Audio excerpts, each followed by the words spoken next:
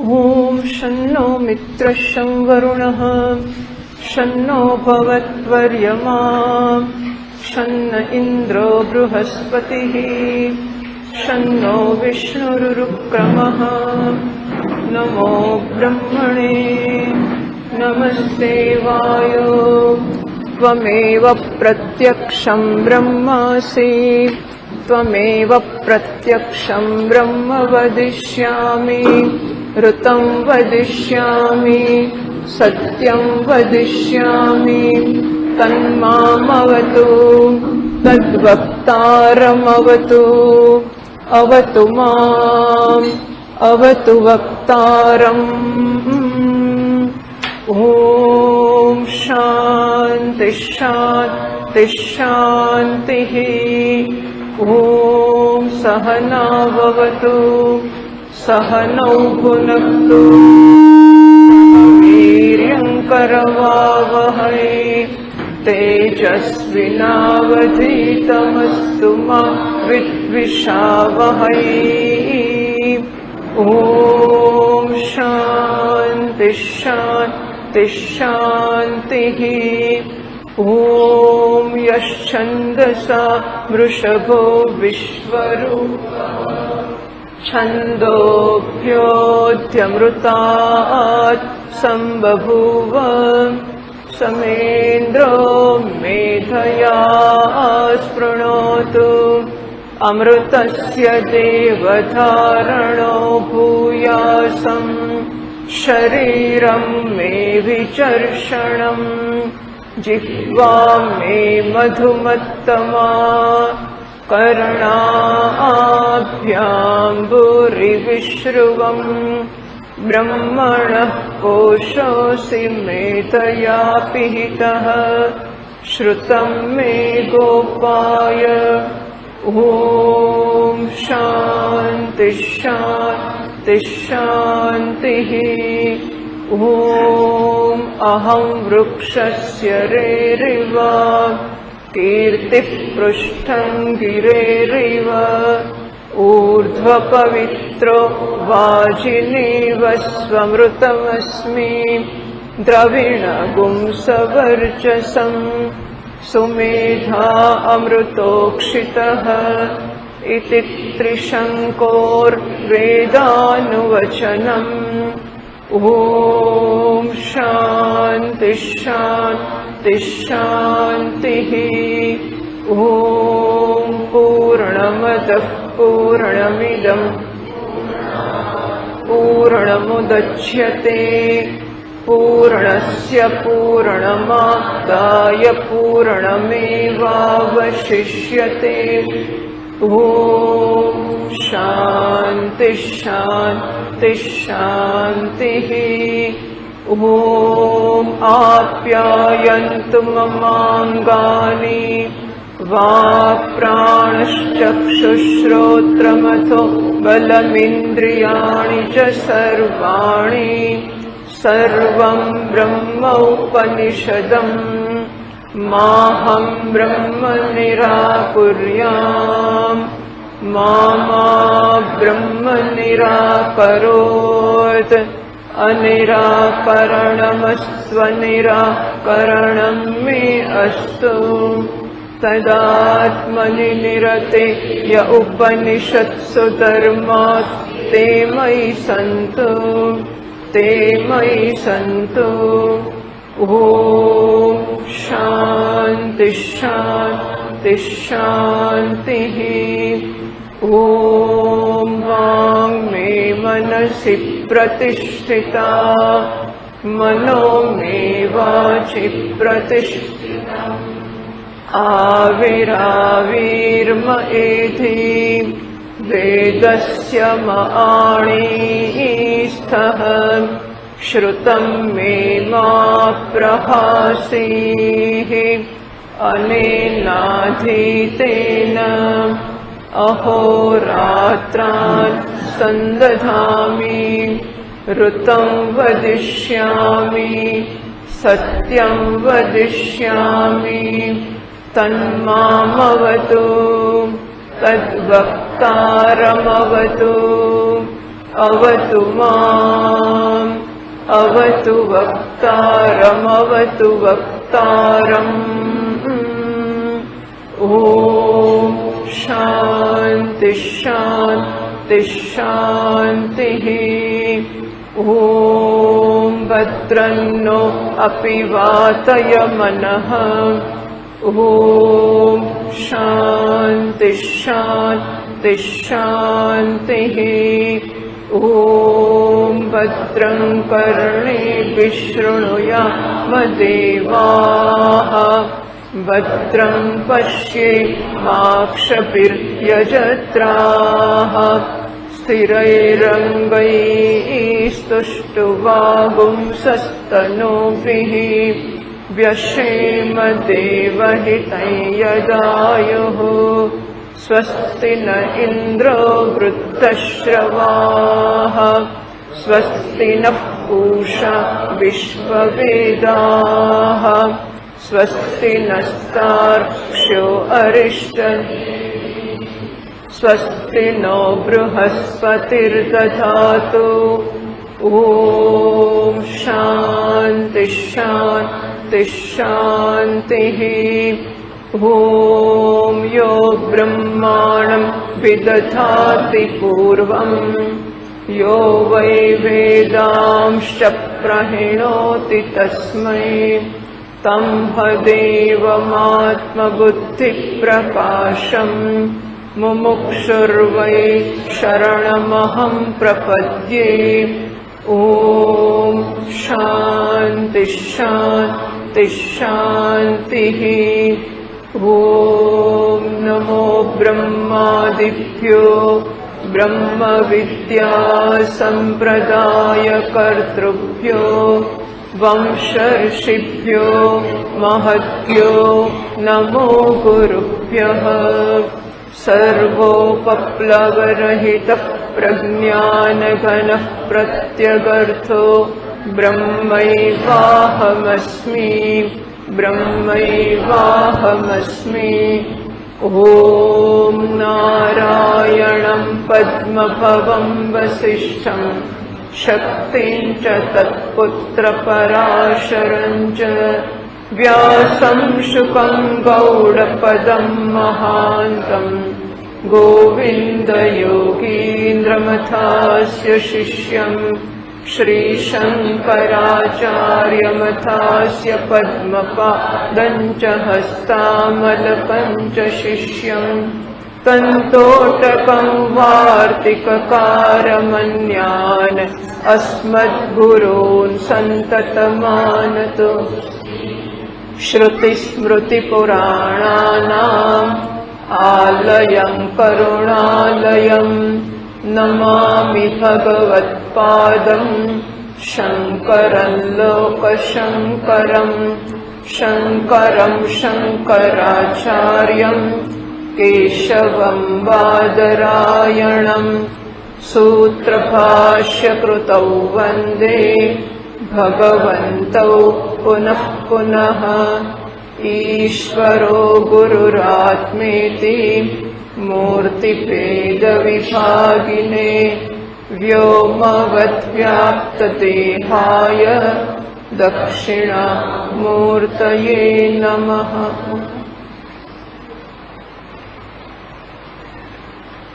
ॐ पार्थाय प्रतिबोधिता भगवता नारायणेन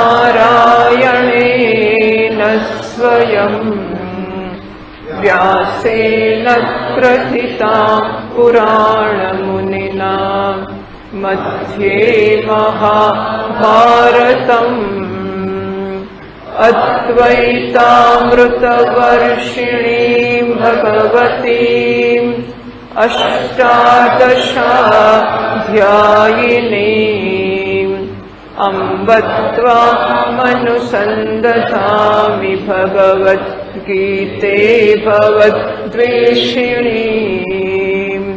नमोऽस्तु ते फुल्लारविन्दायतपत्रनेत्र येन त्वया रततैलपूर्णः प्रज्वालितो ज्ञानमयः प्रदीपः प्रपन्नपारिजाताय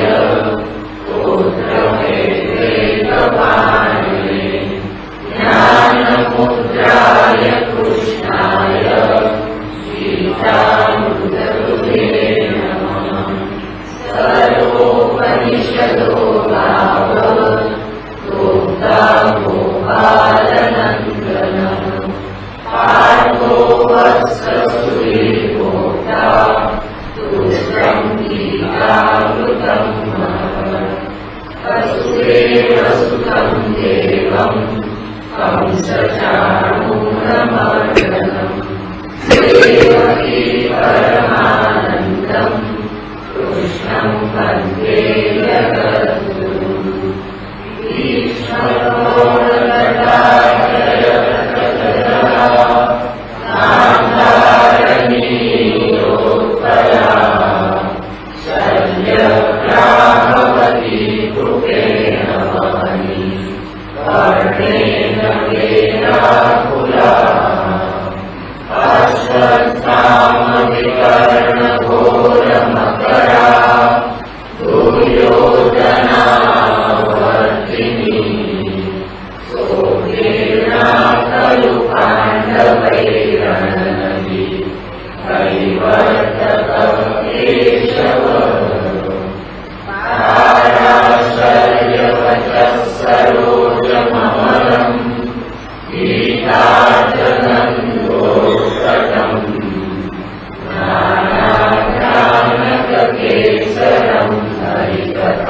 संबोधना बोधितं लोके सज्जन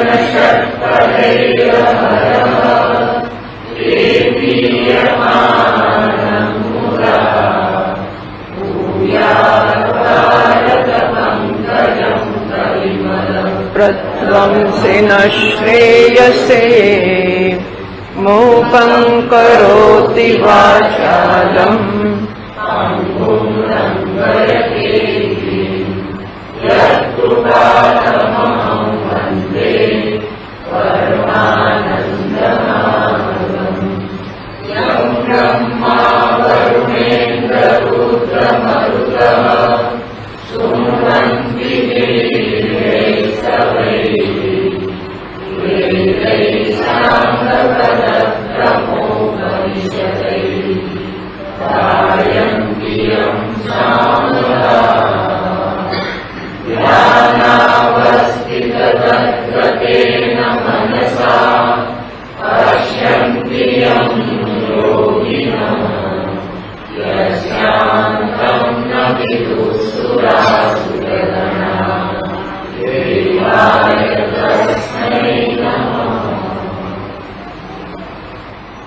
ॐ नारायणः परो व्यक्तात्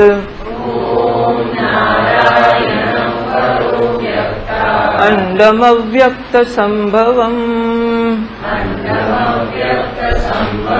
अण्डस्यान्तस्त्विमे लोकाः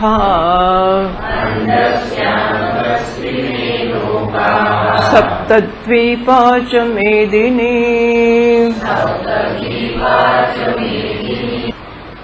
यज्ञशिष्टामृतभुजः यान्ति ब्रह्म सनातनम्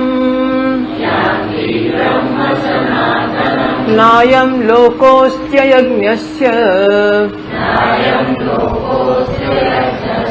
कुतोऽन्यः कुरु सत्तम एवं बहुविधा यज्ञाः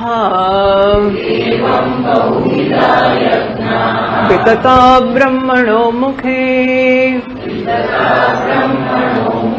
कर्मजान् विद्धि तान् सर्वान् एवं ज्ञात्वा विमोक्ष्यसे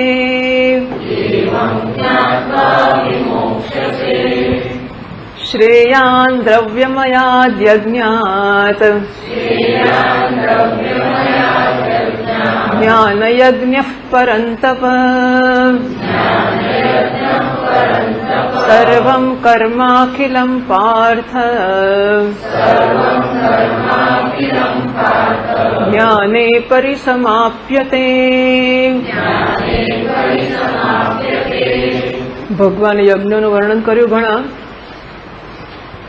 બ્રહ્માર્પણમથી શરૂ કર્યું, એટલે કે જે કંઈ જ્ઞાની પુરુષનું દર્શન છે એ સંપૂર્ણપણે બ્રહ્મ દર્શન છે, પણ એને યજ્ઞની ભાષામાં રજૂ કર્યું કે યજ્ઞમાં જે વસ્તુઓની જરૂર પડે તેવી વસ્તુઓ આ બધા કારકો જ્ઞાની પુરુષની દૃષ્ટિમાં બ્રહ્મ જ છે. અને પછી એ જ્ઞાની પુરુષના દર્શનની સ્તુતિ કરવાને માટે, બ્રહ્મ યજ્ઞની સ્તુતિ કરવાને માટે બીજા યજ્ઞનું વર્ણન કરવામાં આવ્યું. એ યજ્ઞ મુમુક્ષુને કે સાધકને કેમ ઉપયોગી થશે? તો ભગવાને કહ્યું, યજ્ઞ શિષ્ટ અમૃત ભુજ. યજ્ઞ કર્યા પછી જે વધે છે એનું ભુજ, એનું એ અમૃત છે. યજ્ઞ શિષ્ટ અમૃત ભુજ સનાતનમ બ્રહ્મ યાંતિ. એ સનાતન બ્રહ્મને પ્રાપ્ત કરે છે. આજે લોકો છે એમને અયમ લોક નાસ્તિ, જે લોકો યજ્ઞ કરતા નથી એક પણ આમાંનો, એમને તો આ લોકોનું સામાન્ય સુખ પણ મળતું નથી, તો બીજા લોક જે યત્ન સાધ્ય કે સાધન સાધ્ય છે મળવાનો તો પ્રશ્ન જ ક્યાં છે? આમાં પ્રમાણ શું છે? તો કહેવામાં આવ્યું કે આવી રીતે વેદમાં તો અનેક યજ્ઞો કહેવામાં આવ્યા છે, પણ અહીં શા માટે ભગવાને કહ્યા? કર્મજાન વિદ્ધિ તાન સર્વાન. આ બધા યજ્ઞ છે કર્મ છે, એટલે કે મર્યાદિત છે, સીમિત છે, અને માટે એમના ફળ જે છે એ બધા પણ સીમિત છે. એવમ જ્ઞાત્વા વિમોક્ષસે. આવું જાણીને તો મુક્ત થઈશ. તે વચ્ચે ઘણી બધી ખાલી જગ્યાઓ પૂરી લેવી પડે કે યજ્ઞ કર્મ છે માટે સીમિત છે, એનાથી મોક્ષ કેવી રીતે થઈ જાય આવું જાણવાથી. એટલે આવું જાણશે, પછી કર્મનો ત્યાગ કરશે, કર્મ ફળનો ત્યાગ કરશે, પછી કર્મનો ત્યાગ કરશે, પછી કર્મ ત્યાગ કરીને શું કરશે? તો ગુરુજીની પાસે જશે, પછી ઉપદેશનું શ્રવણ કરશે, એનાથી એને જ્ઞાન થશે, પછી મુક્ત થશે. આ જગ્યાઓ વચ્ચે ભરી લેવી જોઈએ. કેમ એવું છે? દ્રવ્યમયાદ યજ્ઞાત હે પરંતપ જ્ઞાન યજ્ઞ શ્રેયાત. હે પરંતપ, દ્રવ્યમય યજ્ઞો કરતા આ બધા યજ્ઞો જે છે એમાં દ્રવ્ય એટલે પૈસા, પણ મુખ્યત્વે દ્રવ્ય એટલે કર્તા, કર્મ, કરણ વગેરે સામગ્રી એમાં જાય છે. એટલે કે કર્તાને હંમેશા વધારે ને વધારે દ્રઢ બનાવ્યા કરે છે. એટલે જે કર્તૃત્વનો બાધ કરવાની ઈચ્છા કરવામાં આવે છે બાધ નથી કરતું. જ્યારે જ્ઞાન યજ્ઞ છે એમાં કર્તાની જરૂર પડતી નથી, કર્તા બાધિત થાય છે. આથી જ્ઞાન યજ્ઞ છે એ ચડિયાતો છે. સર્વમ કર્મ અખિલમ જ્ઞાને પરિસમાપ્યતે. હે પાર્થ, બધા કર્મ અને અખિલમ, ખિલ એટલે શેષ. બૃહદારણ્યકમાં એક ખિલકાંડ છે. ખિલકાંડ એટલે વધેલું જે રહ્યું છે એને માટેનો છેલ્લું એક પ્રકરણ. તો ખિલ એટલે શેષ કે ભાગ, અખિલ એટલે અશેષ, કશું છોડ્યા વગર બધું. તો બધા કર્મ અને પૂરેપૂરા કર્મ હે પાર્થ જ્ઞાને પરિસમાપ્યતે. એ નાના મોટા કર્મોથી જે કંઈ મેળવવા જેવું હોય એ બધું જ્ઞાનમાં સમાઈ જાય છે. અહીં પાર્થ સંબોધન વાપર્યું છે, એના વિશે પણ ટીકાકારોને કંઈ અભિપ્રાય છે?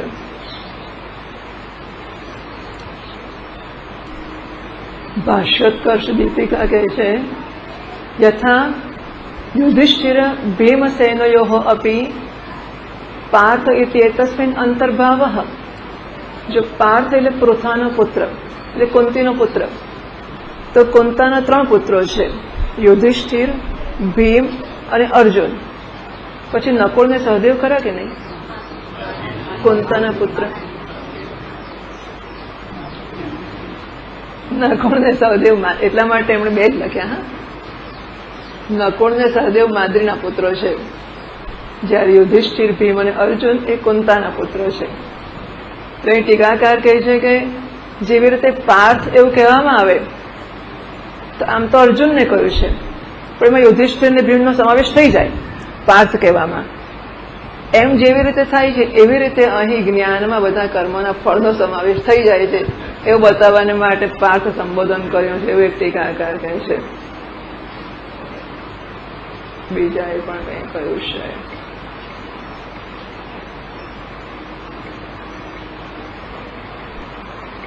તો ટૂંકમાં આ જ્ઞાનની સ્તુતિ કરવામાં આવી અને હવે એ જ્ઞાન તદેતદ વિશિષ્ટમ જ્ઞાનમ તરીકે ન પ્રાપ્ય છે. આ વિશિષ્ટ જ્ઞાન છે એને કોણ પ્રાપ્ત કરી શકે છે એવી શંકા થાય. એના જવાબમાં 34મા શ્લોકમાં કહે છે, તદ્વિત્તિ પ્રણિપાતેન પરિપ્રશ્નેન સેવયા ઉપદેક્ષ્યન્તિ તે જ્ઞાનમ જ્ઞાનિનસ્તત્વદર્શિનઃ.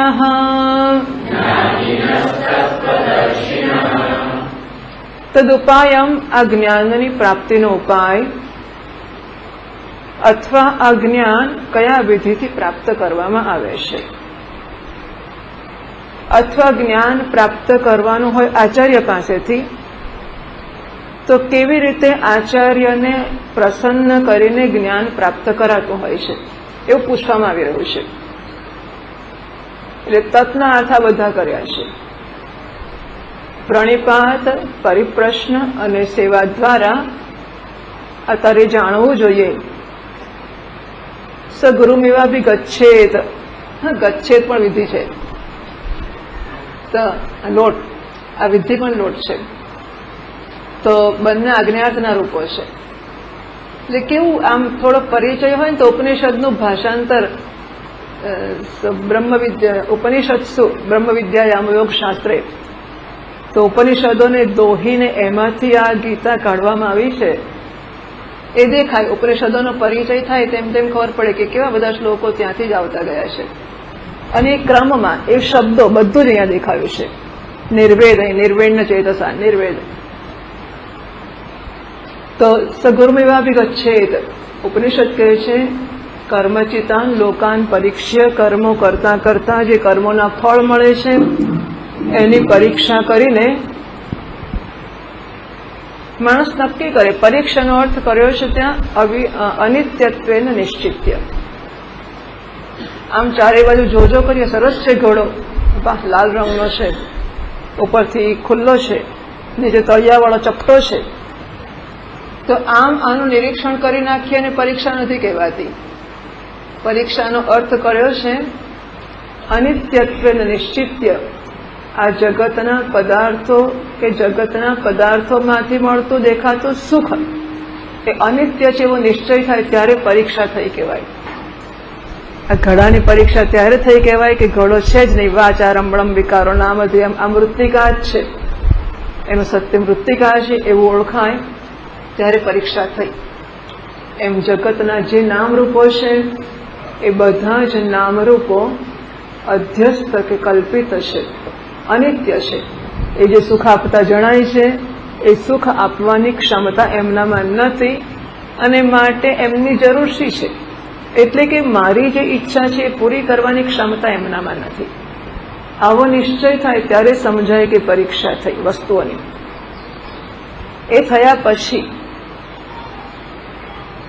સાથે સાથે હું નિત્ય ધ્રુવ કૂટસ્થ શિવ. ભાષ્યકાર મારા ત્યાં મંડપમાં લખે છે, અહમ તો નિત્યેન કૂટસ્થેન શિવેન ધ્રુવેણ અચલેન અર્થેન અર્થી. આ વસ્તુઓ અનિત્ય આપશે પણ નિશ્ચય થવો જોઈએ અને મને નિત્યમાં રસ જેવો પણ નિશ્ચય થવો જોઈએ. જ્યાં સુધી મને નાની નાની વસ્તુઓમાં કે એમના સરવાળામાં રસ હોય ત્યાં સુધી નિત્ય અપીલ નથી કરતું હતું.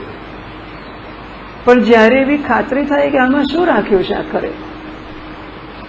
કોઈ મહાત્મા કહે છે કે લોકોને વાળ ધોળા થઈ ગયા, સુખની આશા રાખીને સુખના વિષયોને ભોગવતા ભોગવતા ભોગવતા આ ધોળું થઈ ગયું. પૂછો એમને કે મળ્યું સુખ? નથી મળ્યું. તો શું કામ વળગી રહ્યા છો? બીજું એ તો વળગવું તો પડે જ ને, પણ એ મને નથી સમજ પડતી. જો કે કે આપણને ખબર પડી કે આમાં કોઠી ધોઈને કાદવ જ કાઢવાનો છે, તો કોઠી ધોયા કરવાની ખરી પણ ધોવાની? રોજ સવાર પડે કોઠી ધો કરે. કેમ ખબર છે તમને? કોઠી એટલે માટીનું મોટું પાત્ર, પછી એને ધોઈએ તેમાંથી કાદવ નીકળે. પણ આપણને એમ કે બહુ કાદવ થયો, ચાલો ફરી ધોઈ કાઢીએ. તો રોજ સવારે કોઠી ધોઈએ અને રોજ કોઠીમાંથી કાદવ નીકળ્યા જ કરે, તો શું કરવાનું? અથવા કોલસા ધોઈએ અને કોલસામાંથી કાળું નીકળ્યા જ કરે, તો એ રોજે કોલસા ધોયા જ કરવાના, શું કરવાનું? એમ આ સંસારની કોઠીમાંથી સુખ ના જ નીકળતું હોય તો એ સંસારને શું કરવા વળગી રહેવાનું? મને પણ એ હવે મને લાગે છે કે બધાએ એનું સંશોધન કરવું જોઈએ. હા, ના કરવું જોઈએ? શું આપણને એમાંથી છોડાવતું નથી? સ્પષ્ટ નિશ્ચય જાણવો જોઈએ. આત્મનસ્તુ કામાય સર્વમ પ્રિયમ ભવતી. ઉપનિષદો ખોટા છે જ નહીં અને એ સંપૂર્ણ સત્ય છે. ઉપનિષદ પ્રમાણ છે, આપણો અનુભવ છે કે દુનિયામાં જે પ્રિય લાગતું હોય તે આત્મનસ્તુ કામાય, કારણ કે હું મને પ્રિય છું માટે જ બધું પ્રિય છે. એ વસ્તુઓ જેટલા અંશે મને હું પ્રેમ કરી શકું, એમાં અનુકૂળતા દાખવશે ત્યાં સુધી પ્રિય છે.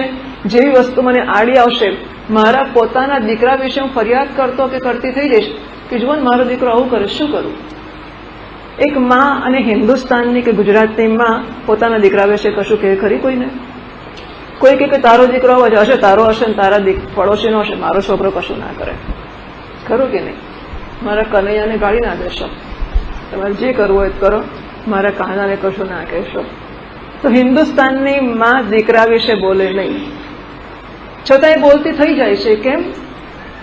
કારણ કે હું મને પ્રેમ કરું અને માં તરીકે હું સંતોષ પામું એવું કરવા મારો દીકરો મદદ નથી કરતો. હવે અત્યાર સુધી દીકરાને જોઈને મને મારા વિશે કંઈક ઊંચો અભિપ્રાય થતો હતો. હા, હું કંઈક છું, હું સરસ માં છું, કેવો સરસ સંસ્કાર આપ્યા છે, કેવો સરસ ટ્રેન કર્યો, કેવો સરસ કેળવ્યો છે. હવે એને જોઈને થાય છે કે આવી માં હું, અરે રામ રામ. બસ મને પ્રેમ કરવાના પ્રોજેક્ટમાં એ મને મદદરૂપ થતો નથી. એટલે જરા જરા જરા પછી આત્મનસ્તુ કામાય સર્વમ પ્રિયમ ભવતી.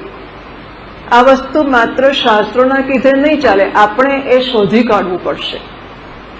અને જ્યાં સુધી એ આપણું નહીં બને ત્યાં સુધી અનિત્યત્વનો નિશ્ચય નહીં થાય.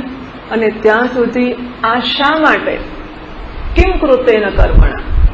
જો કર્મ અનિત્ય જ સુખ આપતું હોય અને મને નિત્યમાં જ રસ હોય તો પછી આ કર્મની જરૂર શી છે? એ વ્યક્તિગત રીતે એટલે આપણે અપ્રામાણિક છીએ. આપણને ખબર પડે કે આ ગંધાય છે, મારે પેલું ઉંદરડું મરી ગયું છે, અને એનો વિચાર કરતા કે નાકનો ટેરવો ચડી જાય. હવે એ ઉંદરડું છે, કોઈ પૂછે ખબર છે તમને આ ગંધાય છે? ખબર છે ને, આ શું ઉંદર છે, જીવે મરી ગયો છે, તો તમને ખબર નથી? ખબર છે એ ગંધાય છે, તે એ ગંધાય છે એ મને ખબર છે. આ ખબર છે ઘર કાઢે નહીં તો ખબર છે એવું કહેવાય કે ના કહેવાય? આ કાઢવાની વસ્તુ છે ખબર છે કે રાખવાની વસ્તુ છે એવું લાગે છે? એ મને ખબર છે કાઢવાનો હોય, પણ કાઢતો કેમ નથી માણસ? તો એ તમને સમજ પડે કે કેમ કાઢતો નથી? પડે આપણને સમજ કે માણસ મરેલો ઉંદર ગંધાય છે. એક શરૂઆતમાં તો ગંધાય, પછી આજુબાજુ જીવડા થાય ને બહુ બધું ગંદુ થાય, તો આપણે જોઈએ કે બહુ ગંધાય છે અને કાઢીએ નહીં. એવું કેમ થતું હશે? આપણે કેવું ના કરીએ. હા, એ તો કોઈ કરે, કોઈ ના કરે આવું.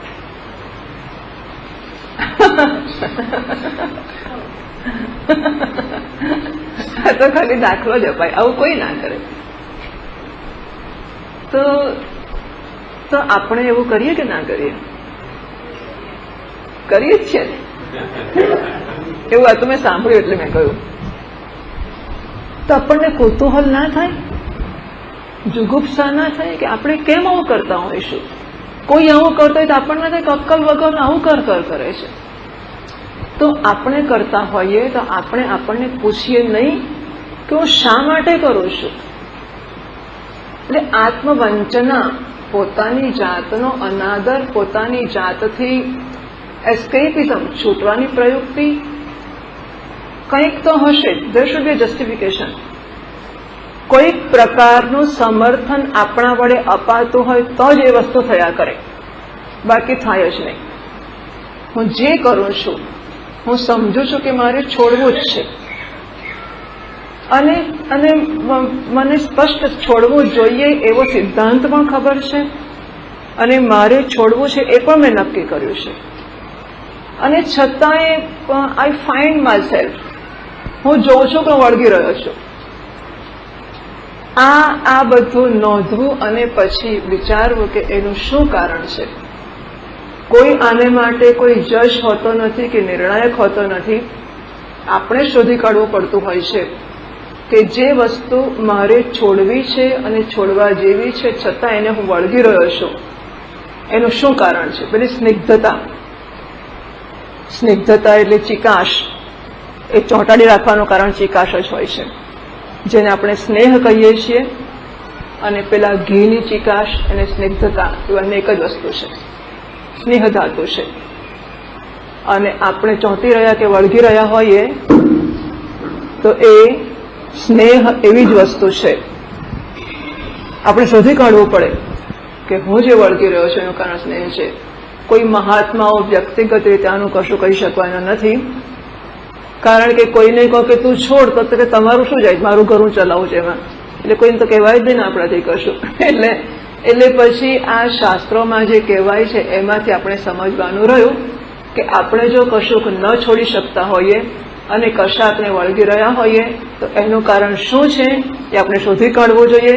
શાસ્ત્રો કહે છે કે એનું કારણ આસક્તિ સિવાય કશું નથી. અને આપણે પોતે સમજીએ કે ખોટું છે તો એ કેમ ના છૂટે. કાં તો વિવેક પૂરતો થયો નથી. પેલા ઉંદરની વાત કરી, કોઈ મને એમ કે તમે બેઠા છો નીચે સાપ છે, ચાદર નીચે સાપ છે, હે સાંભળ્યું, ચાદર નીચે સાપ છે. પેલો કે સાંભળ્યું, તો હું બેઠા બેઠા બહુ સરસ પ્રેમથી આનંદથી કહું કે સાંભળ્યું, ચાદર નીચે સાપ છે, તો મેં સાંભળ્યું કહેવાય કે ના કહેવાય? એમ મને બધી સમજ પડી ગઈ. આ સંસાર મિથ્યા સમજ પડી ગઈ, બધી પડી ગઈ. આ બધો પ્રેમ છે, આત્મવસ્તુ કામાય થાય છે, ખબર પડી ગઈ, એ ખબર પડી ગઈ, બધી ખબર પડી ગઈ. તો ડોલતો પાછો જે કરતો હોય તો કર્યા જ કરે. તો પછી આ સમજ પડી કે કેમ એ વિશે શંકા જન્મે છે. એટલે આ જ્ઞાન કેન પ્રાપ્યતે, તો એ પ્રાપ્ત કરવાની પરીક્ષા લોકાન કર્મચિતાન બ્રાહ્મણ નિર્વેદમાયાત. એટલા માટે બ્રાહ્મણ શબ્દ કયો. કર્મચિતાન લોકાન પરીક્ષ્ય, તો મોટું કરો ને વિસલ આવે તો આવે, સવારે જે થાય તે. કર્મચિતાન લોકાન પરીક્ષ્ય, કર્મથી પ્રાપ્ત થતા લોકની પરીક્ષા કર્યા પછી બ્રાહ્મણ, આ તો મને હમણાં જ સૂચે છે આવું કે પરીક્ષા કરવાની ક્ષમતા કદાચ ઘણાની હોઈ શકે, પરંતુ એ પરીક્ષા કર્યા પછી અનિત્યત્વનો નિશ્ચય કરવો કદાચ એ પણ ઘણા કરી શકે. પણ કારણ કે અનિત્ય છે માટે નિર્વેદ માયા એની વચ્ચે બ્રાહ્મણ કર્યો છે. એટલે એ એવી કઈ હશે વિશેષતા. જન્મથી બ્રાહ્મણ કહો કે ના કહો એમાં મને કઈ ફેર નથી પડતો. એવું રાખો ને જેને નિર્વેદ જન્મે બ્રાહ્મણ, તો શું, મને એનોય વાંધો નથી. બ્રાહ્મણ હોય એટલે નિર્વેદ જન્મે એવું ના કેવું હોય. તો આવું કર્યા પછી જેને નિર્વેદ જન્મે, નિર્વેદ એટલે હવે બહુ પર્યાપ્ત છે, પૂરતું છે. આમ તો નિર્વેદ એટલે કંટાળો, ત્રાસ, છોડવું, એમાંથી મુક્ત થવાની ઈચ્છા જન્મવી. પણ આપણે કહીશું કે સંતોષ છે, બહુ ભોગવ્યું, બહુ કર્મો કર્યા, બહુ ફળો ભોગવ્યા, બહુ ઉપર નીચે યાતાયાત. એટલે સ્વર્ગમાં ગયા, પાછા આવ્યા, પાછા યજ્ઞો કર્યા, પાછા સ્વર્ગમાં ગયા, પછી થોડા ત્રાસુય ફરી આવ્યા, પછી થોડું નીચું ફરી આવ્યા, ત્યારે પછી બધું ફરી આવ્યા. અને ઉર્ધ મૂલમ અધ શાખમ, ચારે બાજુ ફેલાયેલી છે શાખાઓ, બધી શાખાઓ બધી યોનિઓમાં ફરી આવ્યા અને સંતોષ થઈ ગયો કે હવે વધારે એક યાત્રા કરવી નથી. આવો નિર્વેદ કે સંતોષ કે પર્યાપ્તતાની બુદ્ધિ જન્મે એને બ્રાહ્મણ એવો ચિંતનશીલ પુરુષ એવો અર્થ બ્રાહ્મણનો ત્યાં કર્યો. નાસ્તિ અકૃત, અકૃત કે નિત્ય નામની વસ્તુ નથી, તો કિમ કૃત એને કર્મણા, તો પછી આ કર્મની કે સંસારની કે આમાં સડવાની જરૂર શી છે? તો શું કરવાનું? તદ વિજ્ઞાનાર્થમ અકૃત કૃતેન કર્મણ નાસ્તિ. અકૃતનો અર્થ નિત્ય છે, શાશ્વત છે, બ્રહ્મ છે, પૂર્ણ છે, આનંદ છે. આ અકૃત કે નિત્ય વસ્તુ છે એ કર્મના ફળરૂપે પ્રાપ્ત થવાની નથી. તો પછી કિમ કૃતેન, તો કર્મ કરવાની જરૂર શી છે? કેમ? આ નિત્ય વસ્તુ જે અકૃત વસ્તુ છે એ કર્મના ફળરૂપે પ્રાપ્ત નહીં થાય, કારણ કે કર્મથી મળે એ તો અનિત્ય જ હોય. નિત્ય વસ્તુ જે અત્યારે આ ક્ષણે અહીં ન હોય એ નિત્ય હોઈ શકે કે નહીં? અહીં નથી ને ત્યાં છે, આજે નથી ને કાલે છે, આ સ્થળમાં નથી ને બીજા સ્થળમાં છે, એ નિત્ય હોય કે ના હોય? નિત્ય વસ્તુ એ સર્વ સ્થળ કાળ સંજોગોમાં હોવું જ પડે, અને તો અત્યારે પણ હોવું જ પડે. અને છતાંય હું શોધતો હોઉં તો એનો અર્થ એવો થાય કે મારી અને એ નિત્યની વચ્ચેનું અંતર માત્ર અજ્ઞાનનું છે. એટલે કર્મથી એને પ્રાપ્ત કરવાનું નથી, માત્ર એને મારે જાણવાનું છે. તો અત્યાર સુધી કર્મ કરવાની જગ્યાએ હું જતો હતો, હવે મને સમજાયું કે મારે નિત્ય જોઈએ છે. નિત્ય માત્ર જ્ઞાનનો વિષય હોઈ શકે, તો જ્યાં જ્ઞાન પ્રાપ્ત થાય ત્યાં મારે જવું જોઈએ. એટલે સહ તદ વિજ્ઞાનાર્થમ સ ગુરુમેવાભિગચ્છેત. ત્યાં કહ્યું છે સહ એવ ગુરુમ અભિગચ્છેત, સહ ગુરુમ એવ અભિગચ્છેત, સહ ગુરુમ અભિગચ્છેત એવ. એટલે આ માણસે જ ગુરુ પાસે જવું જોઈએ, આ માણસે ગુરુ પાસે જવું જ જોઈએ, અને આ માણસે ગુરુ પાસે જ જવું જોઈએ. એવો કારને બધે લગાડ્યો છે. એટલે એણે ગુરુ, હવે જયારે એને જન્મ્યું છે આના પછી પણ નથી જતો માણસ. મનમાં સમજ પડી કે આ વસ્તુમાં રસ નથી, મને નિત્ય વસ્તુમાં રસ છે, આ બધું જણાયા પછી પણ હજુ બેસી રહે, તો શાસ્ત્રોએ આજ્ઞા આપી કે હવે તારે ગુરુ પાસે જવું જ જોઈએ. અને કેવી રીતે જવું જોઈએ? સમિતપાણી શ્રોત્રિયમ બ્રહ્મનિષ્ઠમ. તો બરોબર ઉપનિષદના એ મંત્રનું જ જાણે કઈ ભાષાંતર થઈ રહ્યું છે. ભાષ્યકાર કહે છે તદ્વિદ્ધિ વિજાનેહિ યેન વિધિના પ્રાપ્યતે ઇતિ આચાર્યાન અભિગમ્ય પ્રણિપાતેન પ્રકર્ષેણ નીચૈઃ પતનમ પ્રણિપાતઃ દીર્ઘ નમસ્કારઃ તેન તદ્વિધિ વિજાનેહિ. આ એણે જાણવું જોઈએ. શું? યેન વિધિના પ્રાપ્યતે, જે વિધિથી આ જ્ઞાન પ્રાપ્ત થાય છે એ જાણવું જોઈએ. મને ખબર નહીં કેવું કરવાનું, તો ખબર ના હોય તો મેળવવી જોઈએ. ગાડીમાં મુસાફરી કરું, મને ખબર નહીં ટિકિટ લેવાની, તો એનાથી કંઈ માફ ના કરવામાં આવે, એ ટિકિટ ના લીધે દંડ થાય જ.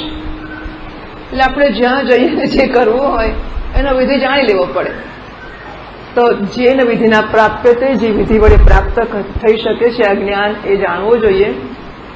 ઇતિ આચાર્યાન અભિગમ્ય. આચાર્યાન પણ બહુ વચન છે. હા, અભિગમ્ય, આચાર્ય પાસે જઈને પ્રણિપાતેન. પ્રણિપાતનો અર્થ ભાષ્યકાર મહારાજ કરે છે પ્રકર્ષેણ નીચૈહિ. પ્ર અને ની અને પાત, પત ધાતુમાંથી. તો પ્રકર્ષેણ નીચૈહિ પતનમ પ્રણિપાતઃ. તો સારી પેઠે અને નીચે પડવું, એ ટૂંકમાં દીર્ઘ નમસ્કાર કે લોંગ પ્રોસ્ટ્રેશન, એવું એમ અંગ્રેજી કરે છે, લોંગ પ્રોસ્ટ્રેશન. એટલે દીર્ઘ નમસ્કાર, પ્રણિપાત, દંડવત પ્રણામ, સ અષ્ટ અંગ પ્રણામ, આવા બધા શબ્દો વપરાયતા હોય છે. તો આપણા 8 અંગ ધરતી પર અડે એ પ્રકારના પ્રણામ કરવાના કયા છે. મુખ્યત્વે આ પુરુષ વર્ગ માટે દંડવત પ્રણામ હોય છે, માતાઓને માટે પંચાંગ પ્રણામ હોય છે, અને ભાઈઓને માટે દંડવત પ્રણામ હોય છે. એટલે ઘણી બધી વાર બહુ ઉત્સાહમાં માતાઓ પણ દંડવત પ્રણામ કરી નાખે છે, તો એ નિષિદ્ધ છે. એમને પંચાંગ પ્રણામનું વિધાન. પંચાંગ એટલે ઘૂંટણીએ પડીને માથું જમીન પર અડકે એ પ્રકારના પ્રણામ કરવાના હોય છે. તો ઉરસા શિરસા દૃષ્ટ્યા મનસા વચસા તથા પદભ્યામ કરાભ્યામ જાનુભ્યામ પ્રણામ અષ્ટાંગ ઉચ્યતે. અષ્ટાંગ પ્રણામ એને કહે છે કે માણસનું મસ્તક જમીન પર અડક્યું હોય, એની દૃષ્ટિ નીચે હોય. શિરસા એનું ઉરસા એટલે વક્ષસ્થળ, એની છાતી જમીનને સ્પર્શ કરતી હોય. શિરસા મસ્તક જમીન પર અડ્યું હોય. દૃષ્ટ્યા નજર નીચે હોય.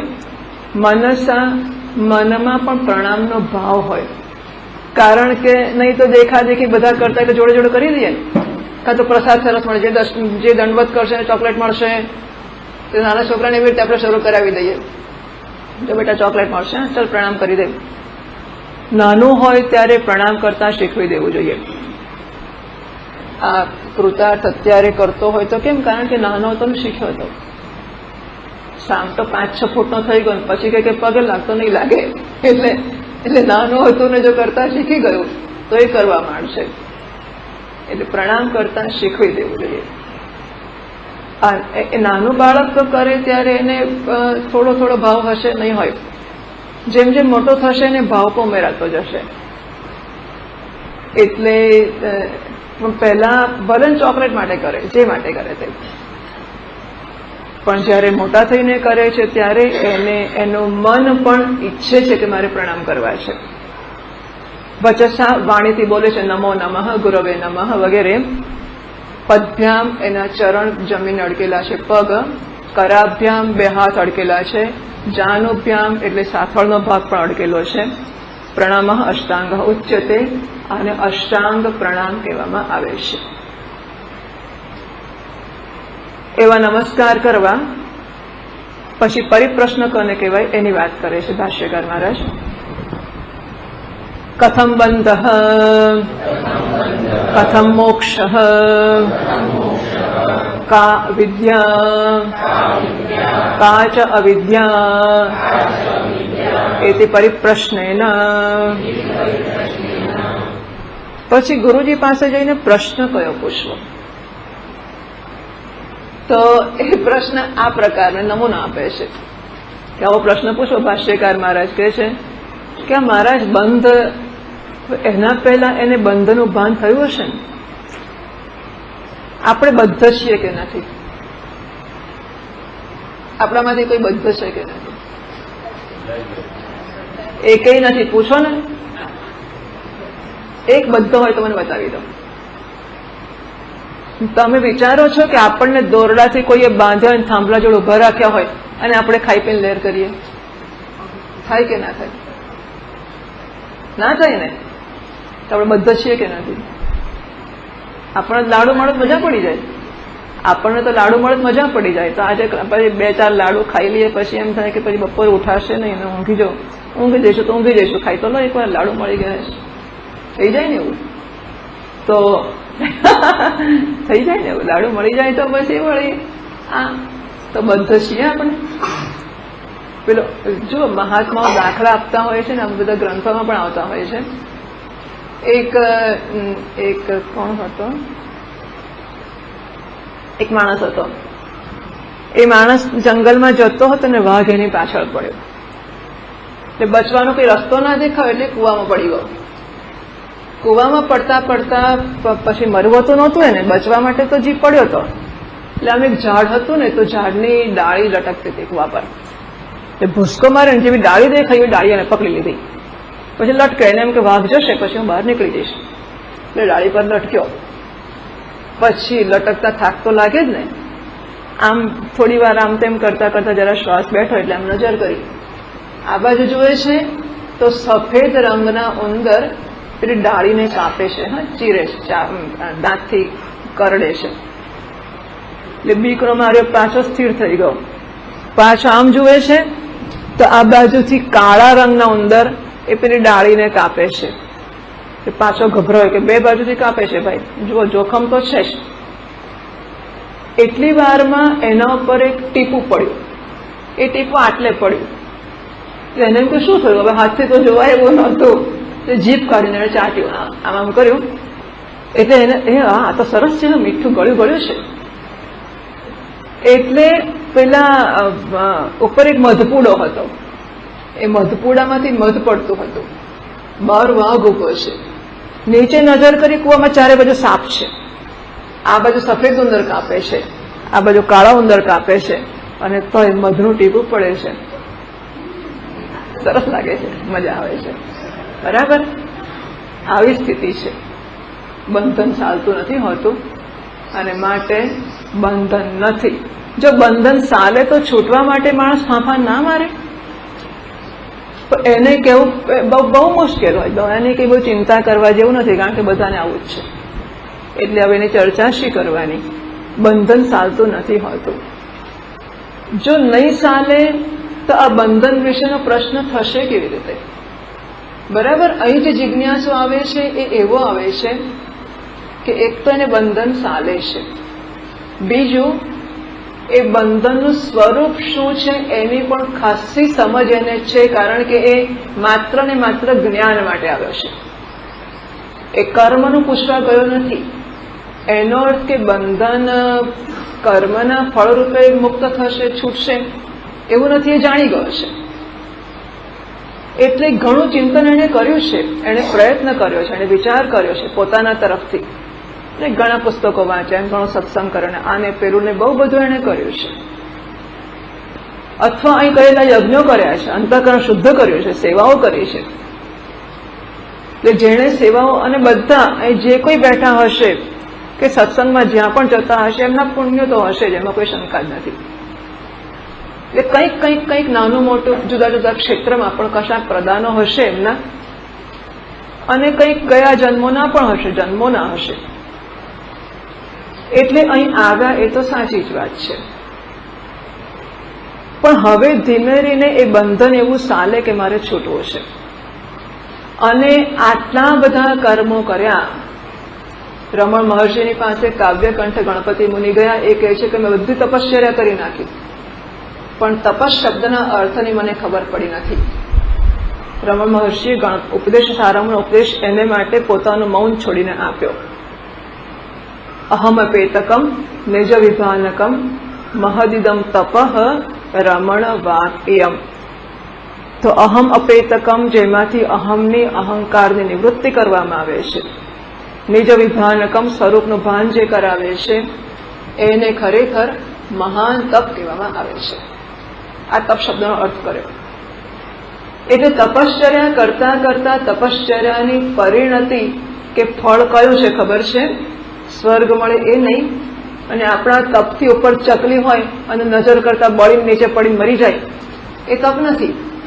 તપ કયું છે એમ સમજાય કે આ તપ મારે જે જોઈએ છે તે આપવા શક્તિમાન નથી.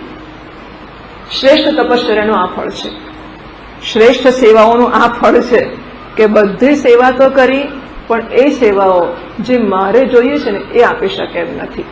બધા કર્મો, બધા યજ્ઞો, બધી સેવાઓ, બધી જ વસ્તુઓ, એમનું શ્રેષ્ઠ ફળ આ છે કે પોતાની મર્યાદાને છતી કરે, અને પછી પ્રામાણિકપણે મર્યાદાને હું ઓળખું. ઘણી બધી વાર એવું થાય છે કે પણ મેં આટલા વર્ષો કર્યું, એને હું જૂઠું કેમ પાડી શકું?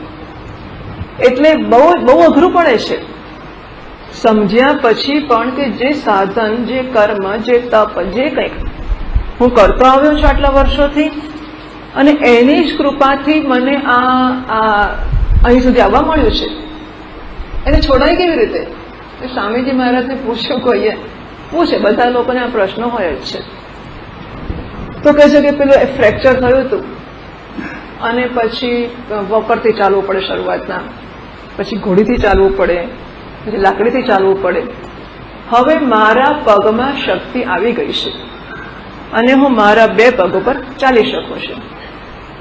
ત્યારે પછી પેલું વોકર, પેલી ઘોડી અને પેલી લાકડી જે મને અહીં સુધી લઈ આવી છે ને જેણે મારા પગમાં શક્તિ પ્રાપ્ત કરાવી છે, એને મારે શું કરવાનું? ચાલુ રાખવાનું કે છોડવાનું? મારા કે કબાટમાં મૂકી પૂજા કરવાની, બીજું શું કરવાનું? કોઈક રીતે આ આપણને કદાચ એમાં વ્યભિચાર પણ લાગતો હશે આપણે બહુ ભીરું હોઈએ છીએ, એટલે આપણને એમ થાય કે જેનો ઉપયોગ કર્યો એને છોડી દઈએ અને આગળ ચાલીએ તો એને અન્યાય કર્યો એવું ના કહેવાય. આવું બધું થતું હોય છે, હું સમજુ છું. ઘણી બધી વસ્તુઓ અંદર એટલા મૂંઝાઈએ છીએ આપણે કે આવું બધું થતું હોય છે. પણ સાધનની ચરિતાર્થતા સાધ્યની પ્રાપ્તિમાં છે. સાધ્ય આપણે ટ્રેનમાં બેસીને આવ્યા, પછી ટેક્સીમાં બેસીને આવ્યા, પછી કદાચ રિક્ષામાં બેસીને આવ્યા, જેમ જેમ પછીનું સાધન મળતું ગયું આપણું છોડતા ગયા આપણે. પછી આપણે ચંપલ પહેરીને આવ્યા તો ચંપલને બહાર કાઢી મૂક્યા. આ બધાની જરૂર હતી. ટ્રેન વગર ના આવ્યું હોત, બસ વગર ના આવ્યા હોય, રિક્ષા વગર ના આવ્યા હોય, ચંપલ વગર ના આવ્યું હોત, પણ સો વોટ, ચંપલને માથે મૂકીને ફરવાના, અહીં લઈ આવવાના. અને પછી ચંપલ, જો આ ચંપલ મને લઈ આવ્યા, આ ચંપલ હવે તો સમજી બધાને ચંપલ જ લઈ આવે છે, એટલે કે એની સ્તુતિને પ્રાર્થનાને પૂજા કરવાની. એ ચરિતાર્થ થયું. એમાં જ ચંપલ પગમાંથી ના ખસે તો એ ચંપલની ચરિતાર્થતા નથી. એની ચરિતાર્થતા ક્યાં છે કે ચંપલ સલામત રીતે આપણને લઈ આવે અને પોતે બહાર ખસી જાય. જે કંઈ કર્મો કર્યા, જે કોઈ સેવાઓ કરી, જે કોઈ યજ્ઞ, જે કોઈ તપ કર્યા, એ બધા આપણને પોતાની મર્યાદા છતી કરીને બતાવી દે કે આટલે અમે પહોંચી શકીશું, આનાથી આગળ નહીં. અમે તમને અહીં ઉતારીએ છીએ, તમે આગળ જઈ શકો છો. આ એમની મર્યાદા છે. અને કોઈ પણ પ્રકારના સંકોચ વગર જો આપણને આગળનું આકર્ષણ જન્મ્યું હોય, આપણે તો માનીએ છીએ કે આગલી સેવાઓ જેટલી નિષ્કામ હશે એટલું એ છૂટવાની તૈયારી જન્મશે જ. મારે એમાંથી કંઈ મેળવવું જ નહોતું. શાસ્ત્રોએ કે કોઈએ સૂચના આપી કે સંસ્કારોને કારણે સેવાઓ કરી, હવે એ કહે છે કે સેવા છોડી દો, તો મને શું વાંધો હોય? આજે આપણે અહીં આવ્યા છીએ અને આપણને સેવા સોંપી કે તમારે વસ્ત્રો ધોવાના છે, બહુ સરસ. હવે કાલે એમ કે વસ્ત્રોને બદલે તમારે કચરો વાળવાનો છે, તો પછી ના હું તો વસ્ત્ર જ ધોઈશ, તો એમાં કઈ ગરબડ હોવી જોઈએ ખરી? હા, જો માણસ વસ્ત્ર ધોવાની સેવા છોડે નહીં અને કચરો વાળવાની કે પીરસવાની ગમે તે બીજી સેવા સ્વીકારે નહીં, તો પછી કદાચ એવું બને કે ખિસ્સામાં થોડા પૈસા રહી જતા હશે અને પૈસા કાઢીને આનંદ આવતો હશે, એટલે કપડાં ધોવાનું નહીં છોડતો હોય. કંઈક તો હોવું જ જોઈએ ને. એક વસ્તુ છૂટે નહીં અને બીજી પકડાય નહીં, તો આગલામાં કશો રસ હોવો જ જોઈએ, નહીં તેવું બને જ ના. બરાબર? એટલે વસ્તુઓએ છૂટવું રહ્યું. અને હવે એ જયારે સમજે કે આને કર્મો કર્યા વગર નહીં થાય, બધા કર્મ, બધા એટલે ટુ એન એક્સટેન્ટ, કોઈક હદે, પણ આ બધા કર્મ, યજ્ઞ, સેવા, લોક સંગ્રહ, જે કંઈ કરતા હોઈએ તે, જપ તપ વગેરે બધું, બધા સાધન આવી ગયા. માળા કરતા હોય, પૂજા કરતા હોય, જે કરતા હોય તે, એ બધું કરવાના પરિણામે અહીં આવ્યા પછી એ સમજ ભલે આપણને નહોતી. જો આ બધું કર્યા પછી કે સમજ જન્મે એવો નિયમ નથી, પણ એ આપણને લઈ આવે છે એ નિયમ છે. જેટલા અંશે તૈયાર કે પરિપક્વ થઈશું એટલા અંશે નારાયણ ગુરુને પ્રાપ્ત કરાવો, વેદાંતનો સત્સંગ પ્રાપ્ત કરાવો. આ એક્સપોઝર, આ તો નારાયણની જવાબદારી છે કે આવી જ જશે. અને એ આવ્યા પછી આપણે શ્રવણ કરીશું સત્સંગનું, એમાં આપણને સમજાતું જશે કે હવે આગળની જે વસ્તુ હતી એ વસ્તુ મારે માટે પ્રતિબંધક બની રહી છે. તો મારે શું કરવું? એ સાધન હતું અને સાધ્ય ન હતું, એને છોડવામાં કશું પાપ નથી. ખરેખર એનો ઉપકાર છે કે એ છૂટે અને મને આગળ મોકલી આપે. બરાબર? એટલે કદાચ આવતા પહેલા આ સ્પષ્ટતા ના હોય, પણ આવી ગયા, સત્સંગ થતો ગયો અને સમજાતું ગયું કે આ બધી વસ્તુઓએ મને નિત્ય સુખ નથી આપ્યું. અને નિત્ય સુખ નથી મળતું, તો આ નિત્ય સુખ એ મેળવવાની વસ્તુ હોત તો તમે મેળવી લીધું હોત, કારણ કે મેં બહુ કર્મ કર્યા, બહુ સેવાઓ કરી, અને કર્મનું ફળ જો સુખ હોત તો મને મળી જ ગયું હોત. પણ નથી મળ્યું. મને લાગે છે કે નિત્ય સુખ એ જાણવાનો વિષય હોવો જોઈએ, કરવાનો કે મેળવવાનો નહીં. તો બંધન શું છે? અજ્ઞાન જ બંધન છે. અજ્ઞાનને કારણે, ચાલો એવું કહો અજ્ઞાનને કારણે છે, પણ હું દુઃખી છું અને સુખ મારી પ્રાપ્તિનો વિષય છે, હજુ મારે સુખ મેળવવાનું બાકી છે. આવા પ્રકારનું જે અંદર જન્મે છે ને, જન્મ ને મરણની બાબતના મારી અસ્વતંત્રતા કે લાચારી છે, આવી પરતંત્રતા, એનું નામ દુઃખ છે, એનું નામ બંધન છે. સર્વમ પરવશમ દુઃખમ, સર્વમ આત્મવશમ સુખમ. મનુ મહારાજ કહે છે કે સ્વતંત્રતા સુખ છે, પરતંત્રતા છે એ દુઃખ છે. સુખ પણ આપણને કોઈની ઈચ્છાએ મળતું હોય ને તો ગમતું નથી. મને 50 રૂપિયા તમે આજે આપી દો એ મને ગમે, પણ તમે મને આજે 5 રૂપિયા આપો, પણ જરૂર પડે તો કહેજો. હા, તમે મને હજારો રૂપિયા આપવા તૈયાર છો, પણ મને એમ કહો કે આજે 5 રૂપિયા આપો છો, પણ જરૂર હોય તો કહેજો.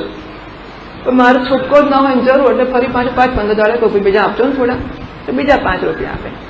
પછી બહુ થાય એટલે પાછું ફરી 5 રૂપિયા આપે. તો આપણને એવા 5-5 આપીને લટકાવ્યા કરે એ ગમે, કે આપણને સામટા 50 આપી દે એ ગમે? શું ગમે? તો વિષયો આપણને આવું કટકા સુખ આપીને લટકાવ્યા કરે. આપણને કેટલો રસ, મને સામટું મારું આખું સુખ જોઈએ છે. આ બંધન છે, પરવશતા બંધન છે. અને સ્વવશતા, નિરપેક્ષતા, સ્વતંત્રતા, સુખની કે આનંદની બાબતમાં સ્વતંત્રતા એ મુક્તિ છે. અને એ માત્ર ભ્રાંતિથી જ જન્મ્યું છે. માટે જ્ઞાન એના નિવારણનો ઉપાય છે.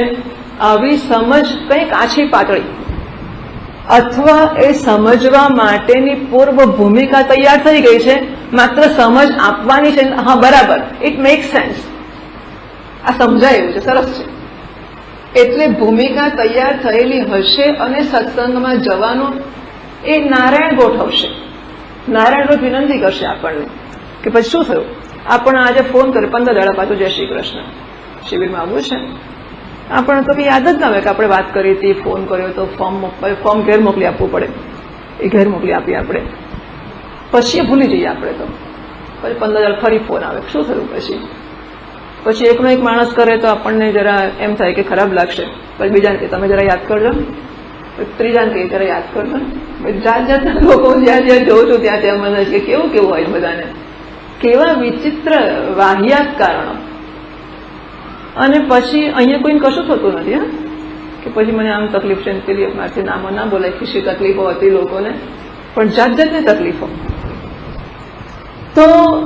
તો આ નારાયણ આપણને ફરજિયાત કહે છે કે ના આવો, કારણ કે આપણી ભૂમિકા તૈયાર થઈ છે. અને આવ્યા પછી આપણને આ જરાક સાંભળીએ, હા ઇટ મેક્સ, સરસ લાગે છે. હા, ગળ્યું બરાબર, મારે આ જ જોઈતું હતું, મને આની જ જરૂર હતી એવું લાગે આપણને. તો બંધન એ માત્ર અજ્ઞાનની પેદાશ છે, અને એ જ્ઞાનથી જ દૂર થશે એવી સ્પષ્ટ સમજ આ વિદ્યાર્થી જિજ્ઞાસુને, એ ગમે તે ઉંમરનો હોય, ગમે તે જાતિ એટલે સ્ત્રી પુરુષ કે વર્ણ બ્રાહ્મણ ક્ષત્રિય કોઈ પણ હોય, વેદાંતમાં સાધન ચતુષ્ટય સંપન્ન અધિકારી, 4 પ્રકારની સાધન સંપત્તિ ધરાવનાર આબાલ વૃદ્ધ સ્ત્રી પુરુષ અધિકારી છે.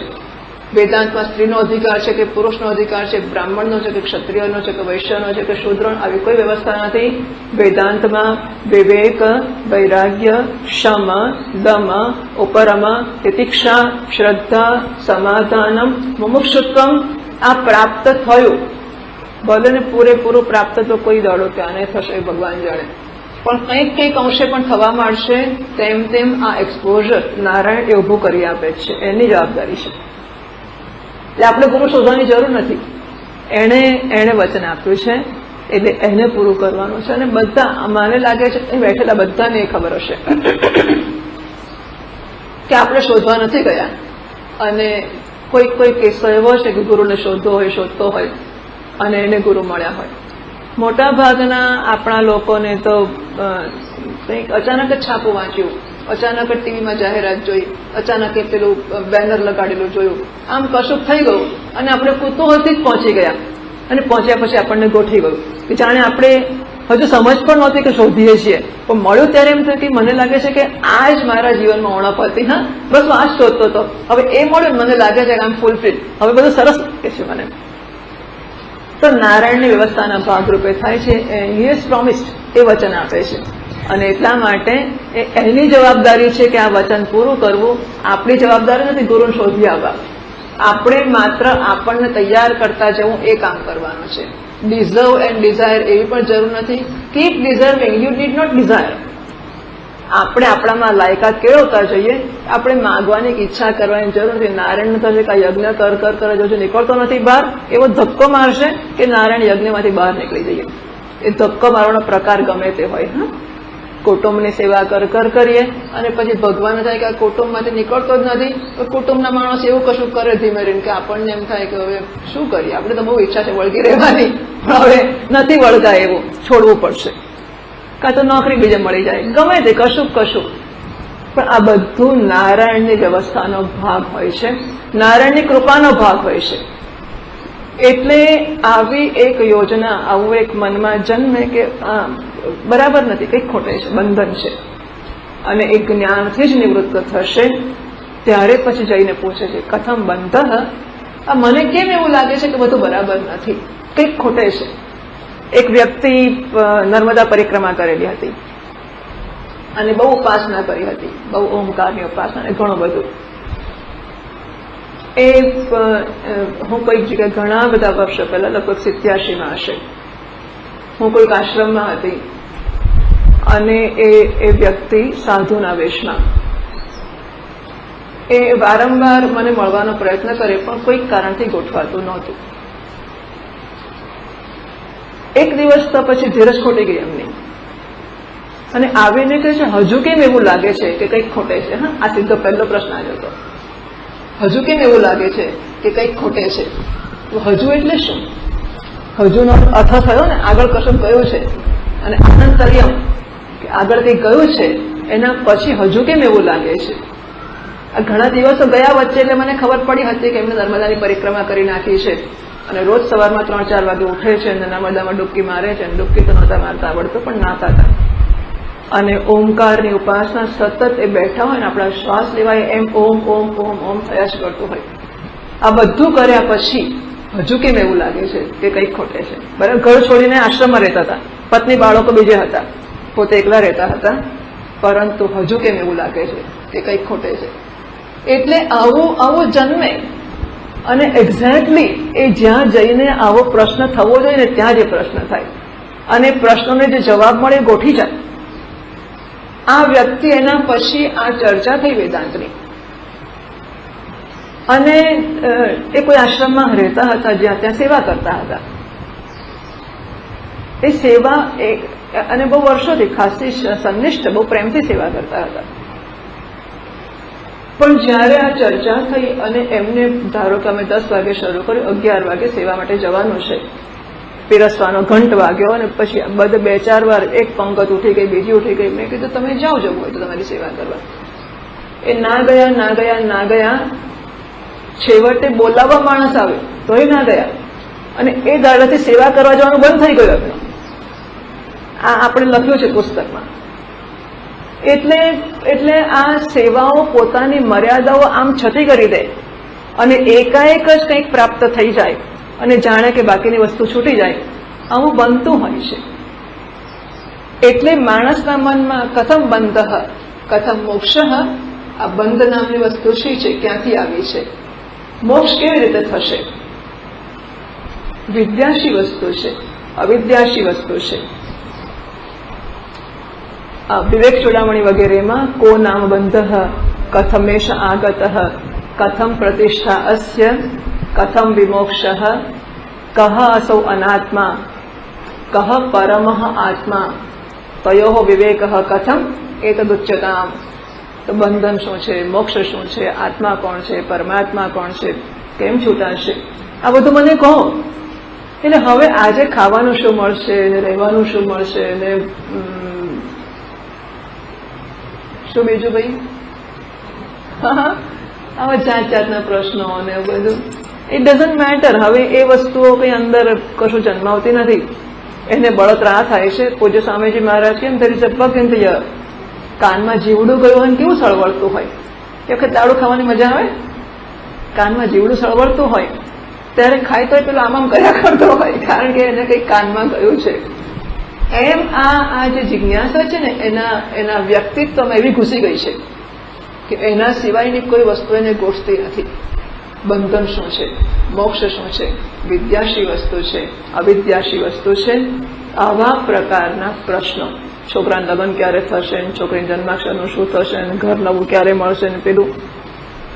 છતાં વેલ, આ મેં કહ્યું એટલે જોડે મારે કહી દેવું જોઈએ કે મહાત્માઓ જાણતા હોય છે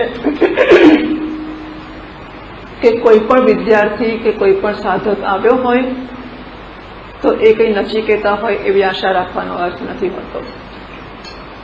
દરેક પોતપોતે જ્યાં છે ત્યાંથી, જ્યાં એટલે કે જે તબક્કે છે તે તબક્કાથી આવ્યો છે અને દરેકને પોતાનો આખો સેટઅપ છે. એને ઘણી સગવડો, અગવડો, અનુકૂળતાઓ, પ્રતિકૂળતાઓ, ઘણી બધી વસ્તુઓ છે.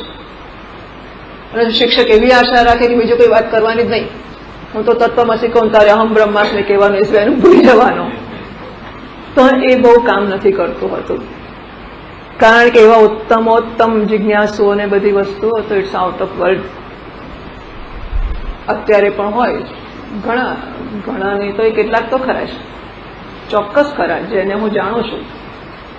પણ છતાં સામાન્ય રીતે પ્રાયઃ બધા ઇટ્સ હોલ પેકેજ, સ્વામીજી મહારાજ કહે છે કે વ્યક્તિ આવે છે તો આખું પેકેજ લઈને આવે છે. એને એના પોતાના સંજોગો, એની મુશ્કેલીઓ, એનું બધું જ હોય છે. આ શ્રવણ કરતા કરતા જો એને એ પ્રશ્નો ખરી પડે, સરસ વસ્તુ છે. પણ એવું ના થાય અને ઘણીવાર આ સાંભળ્યા પછી પ્રશ્નો વધારે ડંખવા માંડે, એવું પણ બને. અને ત્યારે પછી એની પાસે ઉકેલ નથી, હવે શું કરવું?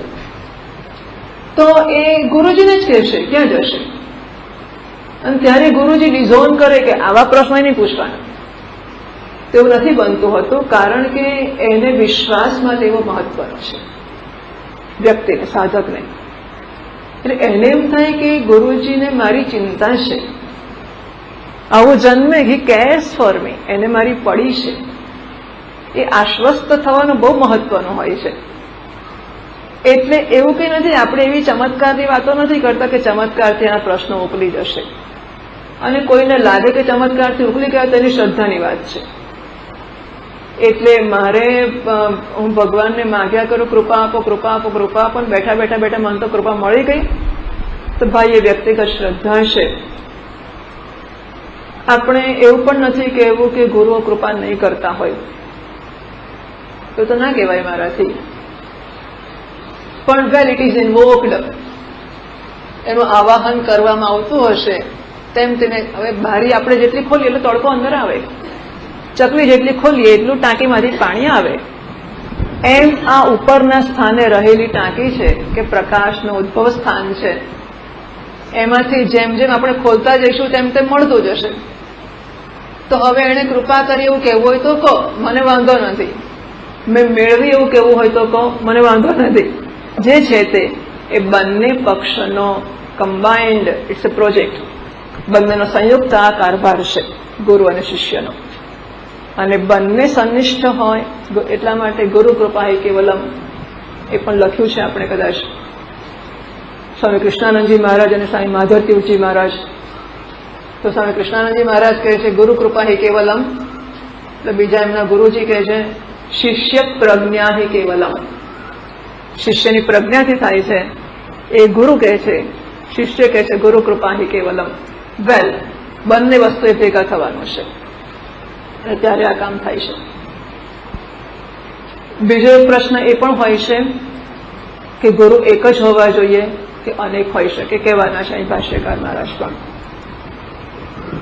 તો એક ગુરુ કે અનેક ગુરુ ઘણી બધી વાર જોવામાં આવે છે કે મનુષ્યને, સાધકને અમુક તબક્કામાં એક મહાત્માનો સંપર્ક હોય. કુદરતી રીતે જ એ સંપર્ક, કાં તો બહારગામ જવાનું થયું આપણે કે એમને, કાં તો કોઈકનું શરીર છૂટી ગયું, કંઈક ગમે તે કારણોથી, કાં તો છોકરીનું લગ્ન થઈ ગયું, પણ કોઈક કારણથી એ સંપર્ક તૂટી ગયો અને તરત બીજો હાજર જ છે.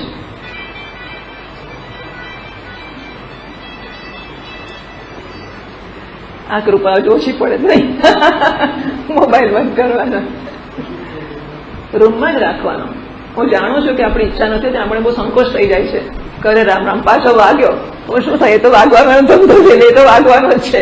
એટલે આપણે જેને મૂક્યા પડે ને એ જડ છે, આપણે ચેતન છીએ. એટલે કાં તો કૃપા એટલી ઓછી પડે છે કે મોબાઈલ મૂકવાનું યાદ નથી આવતું. તો એવું બનતું હોય છે કે કોઈક તબક્કે આપણે એક મહાત્મા સાથે હોઈએ અને જાણે કે ઇટ્સ ઇઝ હેન્ડેડ ઓવર, આમ આગલા ગુરુ બીજાને સોંપતા હોય એવી રીતે.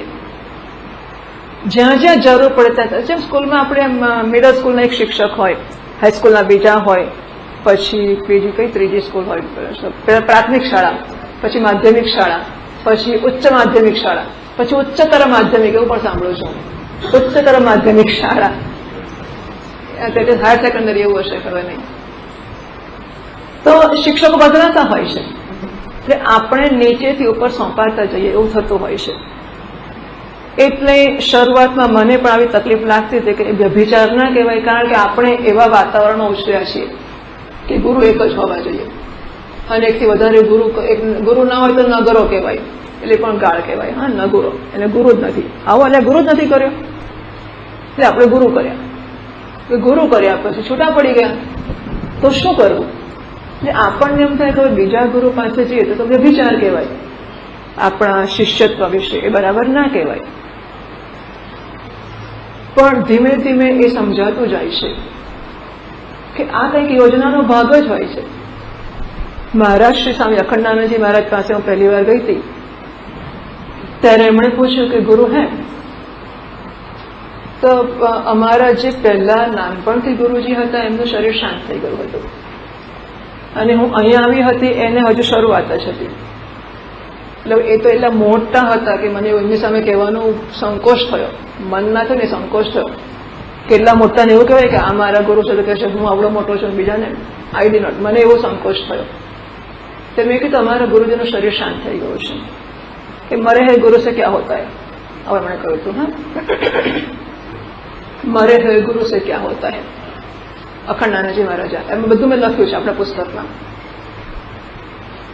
પછી સ્વામી કૃષ્ણાનંદજી મહારાજ, એમની સાથેના પ્રશ્નો, આ બધા બ્રહ્મનિષ્ઠ પુરુષોની હું વાત કરું છું. વેદાંત આશ્રમ વડાનું નામ સાંભળ્યું હોય તો ત્યાંના સ્વામી કૃષ્ણાનંદજી મહારાજ, એમની સાથેની ચર્ચામાં એકવાર એ કહે છે કે કોઈએ એમને પ્રશ્ન પૂછ્યો કે કહેવામાં આવે છે કે સાંભળવામાં આવે છે કે જ્યાં સુધી શિષ્યનો મોક્ષ ના થાય ત્યાં સુધી ગુરુનો મોક્ષ થતો નથી. કારણ કે ગુરુ ભણાવ્યા કરે, એની ચિંતા છે મારા શિષ્યનો મોક્ષ થાય, મારા શિષ્યનો મોક્ષ થાય. તો એ વાત સાચી કે ગુરુનો મોક્ષ થતો નથી? સ્વામીજી કે છે આ સાચી વાત છે, શિષ્યનો મોક્ષ ના થાય ત્યાં સુધી. તો બીજો પણ પ્રશ્ન હતો કે આ સતી એમની સાથેના પ્રશ્નોત્તરમાં છે. કોઈ સતી સ્ત્રી છે અને એને જન્મો જન્મ આ જ પતિ પ્રાપ્ત કરવાનો છે. હવે એ પતિને જ્ઞાન થઈ ગયું, એનો મોક્ષ થઈ ગયો, તો સતીને જન્મો જન્મ એ પતિ મળશે ખરો કે નહીં? જો મળશે તો પેલાનો મોક્ષ ખોટો પડશે, નહીં મળે તો સતીત્વ ખોટું પડશે. તો શું? કેવા સુંદર પ્રશ્નો મહાત્માઓ સાથે. અને સ્વામી જવાબ આપે છે કે સતી પેલા પતિનો મોક્ષ થઈ ગયો છે એટલે ફરી જન્મ એનો નહીં થાય. તો સતીનું શું?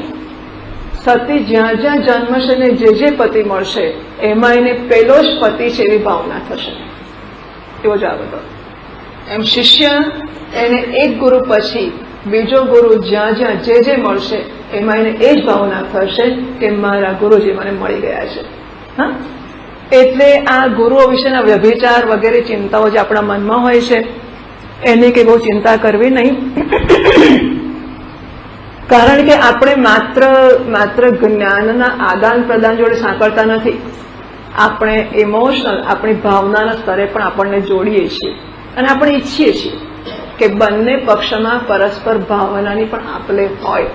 આ કંઈ શુષ્ક પ્રદાન ને આદાન એવું નથી હોતું કે ઘરાક ને દુકાનદારમાં જરા સ્મિત કરવાની પરંપરા હોઈ શકે. તો અહીં માત્ર શુષ્ક પરંપરાઓ છે એવું નથી હોતું. બંને પક્ષે it is a deep concern.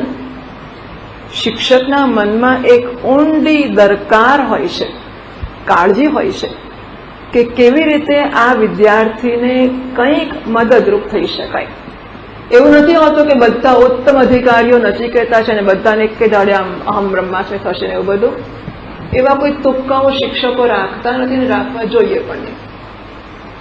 પરંતુ જે આવ્યો છે જ્યાંથી, એટલે કે જે તબક્કેથી, જે પ્રકારના સેટઅપ કે બેકગ્રાઉન્ડમાંથી આવ્યો છે એમાંથી એને એક ડગલું આગળ ચલાવી શકાય. આટલું થાય એ સફળ છે, એને કંઈ બહુ મોટી ચિંતાઓ નથી. એટલે શિક્ષકને હંમેશા ઊંડી દરકાર હોય જ. શું કરીશ તો આ વિદ્યાર્થીને સારું લાગશે, એટલે કે એની ખુશી પ્રાપ્ત કરવાની બાબતમાં શિક્ષકને કશું જોઈતું નથી, પરંતુ એનો વિશ્વાસ ટકે અને એ આગળ ચાલે. જો વિશ્વાસ નહીં ટકે તો આગળ નહીં ચાલી શકે. અને એટલા માટે એની વિશ્વસનીયતા, કોઈકની સાથે જરા સ્મિત કરીને વાત કરો એને સારું લાગે, કોઈકને પ્રસાદ આપો એને સારું લાગે, કોઈકને ભજન ગાવાનું કહો તો સારું લાગે, કોઈને પ્રશ્ન પૂછવા જેને જેનાથી સારું લાગે એનાથી. એ શિક્ષકને પોતાની અંગત કોઈ આગ્રહ કે પોતાના અંગત નિશ્ચયો છે જ નહીં. એ સાર્વજનિક સંપત્તિ ઉપલબ્ધ છે, એમાંથી જેને જે કાઢવું હોય તે બટન દબાઈને કાઢી શકે છે. પણ એ માત્ર મશીન નથી, એટલે એ પણ સમજે છે કે ઘણી બધી વાર આપણને જે જોઈતું એ સ્પષ્ટ ખબર નથી હોતી, પણ બટન ખોટું દબાવીએ છીએ. તો આ શિક્ષક એને સુધારી લે છે અને ખોટું બટન દબાવ્યું હોય તો એ સાચા બટનમાંથી જે નીકળવું જોઈએ એ કાઢીને આપે છે. હા, શિક્ષક આ શિક્ષક છે, એને ગુરુ જે કહો તે, પણ એ સભાન હોય છે, ચેતન મશીન નથી હોતો. એટલે આવા પ્રશ્નો પૂછવામાં આવે ગુરુજીની પાસે જઈને, તો એ પ્રશ્નોના જવાબ ગુરુજી આપે એને પહેલા હજુ એક તબક્કો ભાષ્યકાર કહે છે આગળ, સેવયા ગુરુ શુશ્રૂષયા એવમ આદિના. તો ગુરુજી પાસે જઈને સેવા પણ થાય. સદ્વિદ્વાનુપસુપ્યતામ પ્રતિદિનમ તત્પાદુકા સેવ્યતામ. આ સાધન પંચકમમાં કહેવામાં આવ્યું, સદ્વિદ્વાન એટલે મહાત્માઓ પાસે જવું જોઈએ અને રોજ એની પાદુકાનું, કારણ કે મહાત્મા હજુ ઉપલબ્ધ થવા અઘરા છે, એમના ચરણ પણ ઉપલબ્ધ થવા અઘરા છે. ચરણની પાદુકાની સેવા રોજ થવી જોઈએ. આ બધી વસ્તુઓ ભાવના તો બતાવે જ છે, સેવા કરવી કે ના કરવી. અને બીજું, આ એવા મહાત્માઓ હોય કે જેમને કોઈ સેવાની જરૂર નથી, બરાબર, ત્યાં જ સેવા કરી શકાય જ્યાં સેવાની જરૂર નથી. બાકી સેવા માગવા બધી વસ્તુઓ પછી એમાં બીજું હોઈ શકે. બીજા એક ભયની પણ વાત કરી લેવી જોઈએ કે આપણે છેતરાઈશું તો શું, કારણ કે ઘણા બધા અનુભવો થતા હોય છે લોકોને, અને બહુ લોકો વિમુખ થઈ જાય છે કે ભૂલમાં સાધુ પાસે જવું નહીં. આવા કંઈક અનુભવો આપણા કે બીજાના થયા હોય એટલે ડરી જતા હોય છે લોકો. આ સંજોગોમાં એક વસ્તુની સ્પષ્ટતા રાખવી જોઈએ કે આપણા મનમાં બ્રહ્મ જ્ઞાન સિવાયની કોઈ પણ આશા હશે તો જ છેતરાવાનો પ્રસંગ આવી શકશે. લોભિયા હોય ત્યાં ધૂતારા ભૂખે ના મરે. આપણે મહાત્મા પાસે કંઈક લૌકિક વસ્તુની આશા રાખીશું, સોનું બમણું કરવું હોય પછી એ લઈ જાય સોનું, એમાં એનો ગુનો નથી, આપણો ગુનો છે. આપણે સંતાનની પ્રાપ્તિ કરવી ગમે તે કારણો, ટૂંકમાં તે જાત જાતની વસ્તુઓ લઈને જઈએ, અને જ્યાં બીજા પ્રકારના સાધુઓ કે સિદ્ધ પુરુષો હશે એમના આશીર્વાદોથી થતું પણ હશે, પરંતુ આપણે જો સાધક કે જિજ્ઞાસુ હોઈએ અને આપણે આપણી સલામતી જાળવવાની સંભાવના કે જવાબદારી છે, છતાં આપણે જ્ઞાન પણ મેળવવું છે, તો સ્પષ્ટતા હોવી જ જોઈએ કે બ્રહ્મ વિદ્યા સિવાયની કોઈ પણ વસ્તુમાં મને રસ નથી. જસ્ટ એની કોઈ પણ વસ્તુ આવીને ઉભી રહે તો વાંધો નથી, મહાત્મા આપણી જોડે બોલે વાંધો નથી, મહાત્મા પ્રસાદ આપે વાંધો નથી, પણ જો આપણી લાલચ થઈ કે રોજ જઈશું તો પ્રસાદ મળશે તો ભૂલી જવાનું. એટલે અને હું મારા અનુભવ, આમાંની એક વસ્તુ મારા અનુભવને કહું છું. એટલે સુધી હું કહી શકું છું કે ધારો કે સામો માણસ ખોટો પણ હોય, આપણે ઓળખ્યો ના હોય, અને આપણે પ્રેમથી સેવા કરતા હોઈએ, જો આપણા મનમાં લાલચ નહીં હોય ને તો નારાયણ કોઈક અને કોઈક રીતે છૂટા કરી આપશે. એટલે સંભાળીને ચાલવામાં તો ડાપણ છે જ, એમાં પ્રશ્ન જ નથી આવતો. પણ આપણે સર્વ સમર્પણની વાત કરતા હોઈએ, બધો પ્રેમ કરવો ને એવું બધું કહીએ પાછા કે સાચવી નહીં ચાલવું ને, આ બધું કેવી રીતે થઈ શકે? કારણ કે આ તો થઈ જનારી ઘટના છે કે આપણે નક્કી કરતા નથી કે આપણે આપણું સમર્પણ કરવું. પ્રેમ થઈ જાય છે, એટલે આપણા સ્વામીજી મહારાજ કહે કે ભાઈ તું મને કેમ પ્રેમ નથી કરતો, કે સારું કાલે સવારે 4 વાગે આવજે બગીચામાં પ્રેમ કરીશ. એવું ના થાય. પ્રેમ થઈ જાય તો થઈ જાય, ના થાય તો ના થાય. સો ભલ પેલા ઉચ્ચ મહાત્માઓ પાસે આપણને ના પણ શરણાગતિ કે સમર્પણ જન્મે અને ક્યાંક બીજા જન્મી પણ જાય. સો કઈ ઋણાનુબંધ પણ એવું માનવામાં આવતો હોય છે. લોક એન્ડ કી થિયરી, અમુક ચાવી અમુક તાળાને જ લાગે, આ બધી વસ્તુઓ માનવામાં આવે છે અને આપણને માનવાનો વાંધો નથી. એટલે સમર્પણ થઈ પણ જાય અને છતાંય સાચવવું કે ભાઈ છેતરાઈએ નહીં આવું બધું. તો મને લાગે છે કે જેટલા શુદ્ધ હોઈશું ને એટલું અંદર ઓળખાઈ જ જાય છે કે આપણે ખોટી જગ્યાએ ભરાઈ ગયા છીએ. અને કદાચ છે ને નહીં ઓળખાય તો નારાયણ કશું કરશે, કાં તો એને કાઢી મૂકશે, કંઈક સમથિંગ, અને આપણને યોગ્ય પ્રકારે આગળ ચલાવશે. નારાયણની જવાબદારી છે. આવા કેટલા બધા કિસ્સાઓ મેં કહ્યું કે આપણે બધા જ નારાયણની કૃપાથી આ વસ્તુઓ જોડે આવ્યા છીએ. અને અમારા મંડન મિશ્રનો દાખલો તો છે જ, તોટકાચાર્યનો દાખલો તો છે જ. મંડન મિશ્ર શ્રાદ્ધ ક્રિયા પિતૃ કર્મ ચાલતું તેમના ઘરમાં અને નક્કી કરીને બેઠા કે સાધુ તો આપવો જ ના જોઈએ, કારણ કે કર્મોની અંદર સંન્યાસીઓને પ્રવેશની છૂટ નથી હોતી. આવે તો આ બધું દૂષિત થઈ જાય. એટલે બારી બારણા બંધ કરીને આ માણસ કર્મ કરે છે. અને શંકરાચાર્ય મહારાજ એ વખતે મહિષ્મતીમાં પહોંચી જાય છે શાસ્ત્રાર્થ કરવા. કુમારી ભટ્ટ અલ્હાબાદથી મોકલ્યા છે. ઘર બંધ છે, શું કરવું? તો કહે છે કે શંકરાચાર્ય મહારાજે અગાશયમાંથી ત્યાં પ્રવેશ કર્યો, નીચે જ્યાં કર્મ ચાલતું હતું.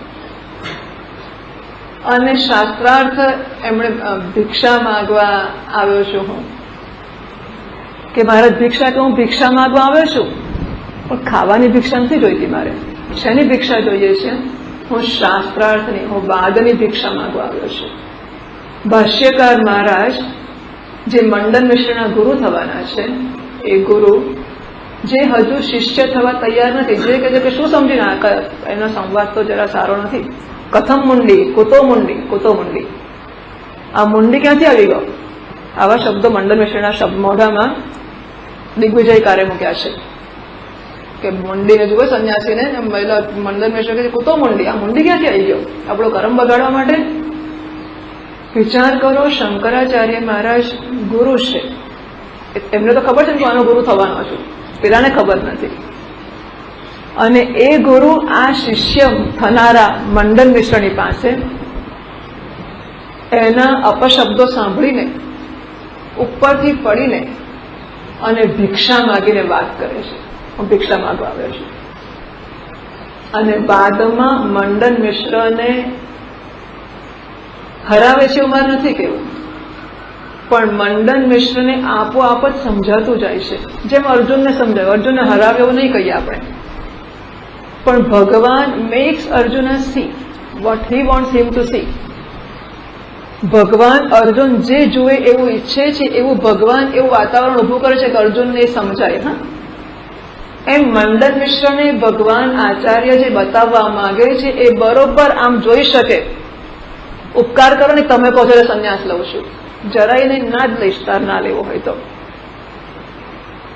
પણ મંડન મિશ્ર ચર્ચા કરતા કરતા કરતા કરતા તબક્કે આવી જાય છે કે તો સ્વર્ગની જરૂર ખરી? ના. તો યજ્ઞની જરૂર ખરી? નહીં. તો આ સામગ્રીની જરૂર ખરી? ના. તો પછી પત્ની, બાળકો? ના ના ના ના ના, કશાની જરૂર નથી. ચિંતા સંતાન શાખે પદસયોર વંદનમ નંદનંતે. શરત કરી હતી વાદની પહેલા કે જે હારે એણે પ્રતિપક્ષીનો આશ્રમ સ્વીકારવો. આચાર્ય હારે તેમણે ગૃહસ્થ થવું અને મંડન મિશ્ર હારે તેમણે સંન્યાસી થવું. મંડન મિશ્ર પોતે સ્વીકાર કરે, પાછું બોલાય, ઉભય ભારતી એમની મધ્યસ્થા છે, એનાથી બોલાય ના કે પતિ હાર્યો. એટલે એને માળાઓ પહેરાવી રાખે કે જેની માળા કરમાય તે હાર્યો. અને મંડન મિશ્ર જુઓ છે મારી માળા સુકાઈ ગઈ છે, બસ. તો આ ગુરુની કૃપા છે. ગુરુ આવું કરી શકે છે. વામન ભગવાને બલિરાજા ઉપર કૃપા કરી, એ માગવા જ ગયા હતા ને, 3 પગલા જમીન. અને બહુ તકલીફ એમણે વેઠી. હવે એમને કશી તકલીફ ના થઈ એ જુદી વાત છે, પણ શુક્રાચાર્યએ ઘણું કર્યું અટકાવવા માટે. છતાં 52 ભગવાને કૃપા કરી બલિરાજા ઉપર અને જુઠ્ઠું બોલ્યા, છેતર્યા, બધું કર્યું. હા, કૃપા કરવા માટે નારાયણ શું નથી કરતો. એને તો આરોપ થયો જ ને કે 3 પગલા આટલા શરીરથી એને માગ્યા અને જયારે માપવાનું આવ્યું ત્યારે વિરાટ થઈ ગયા. તો દુનિયામાં કોણ નહીં કે એને છેતર્યું છે? કોણ નહીં કે? બધા કહેશે જ ને કે આ તો છેતરપિંડી કહેવાય. બધા બલિરાજાના પક્ષે છે, વામન ભગવાનના પક્ષે કોઈ નથી. છતાં વામન ભગવાન જરાય સંકોચ પામ્યા વગર, પણ હા, બલિરાજા વામન ભગવાનના પક્ષે છે. બધા બલિરાજાને માટે વકીલાત કરવા તૈયાર છે. બલિરાજા વામન ભગવાનના પક્ષે છે કે વામન ભગવાન જે વિષ્ણુ હોય તો સારામાં સારું.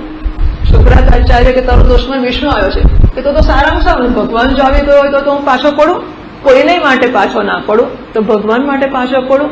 અને ભગવાને એટલો એને બાંધ્યો કે તારા બાપ દાદામાં કોઈ જૂઠું નથી બોલ્યું, તારા બાપ દાદામાં કોઈ દાન આપવામાં પાછું નથી પડ્યું, એટલે તારે દાન આપવું જ જોઈએ હું જે માંગુ તે. આમ એને બહુ પહેલા તો મસ્કા મારે બહુ તૈયાર કર્યો, ભૂમિકા બાંધી. દાન લેવા જઈએ તો એને એનામાંથી દાનવીરનું આવાહન કરવું પડે, એમ એનામાંથી દાનવીરનું આવાહન કર્યું કે તારા જેવો દાની કોઈ થયો જ નથી. તારા બાપ દાદા બધા મોટા દાનવીર હતા અને તારે ત્યાં કુટુંબમાં કોઈ જૂઠું નથી બોલ્યું. આ બધું કયા પછી એને કહે છે કે મારે દાન માંગવું છે, આપવું જ તારે? કે હા મારા જે માંગો છે, બસ મારે તો ખાલી 3 જ પગલાં જોઈએ છે.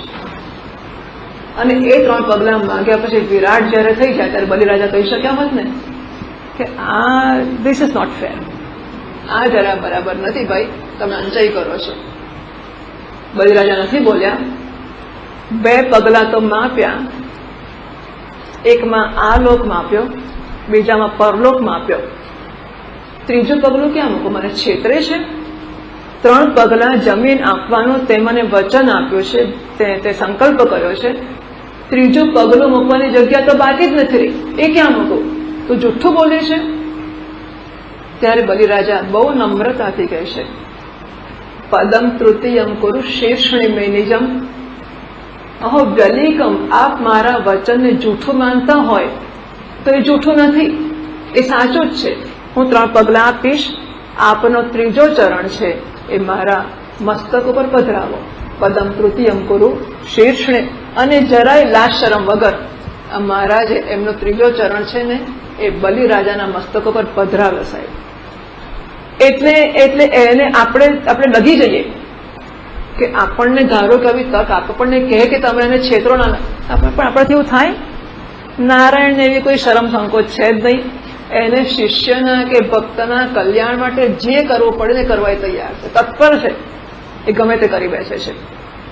તો આ નારાયણ, બલિરાજાને જે નારાયણ હતો એ નારાયણ એક જ છે. હા, અને મંડન મિશ્રના જે ગુરુ હતા એ શંકરાચાર્ય ભગવાન.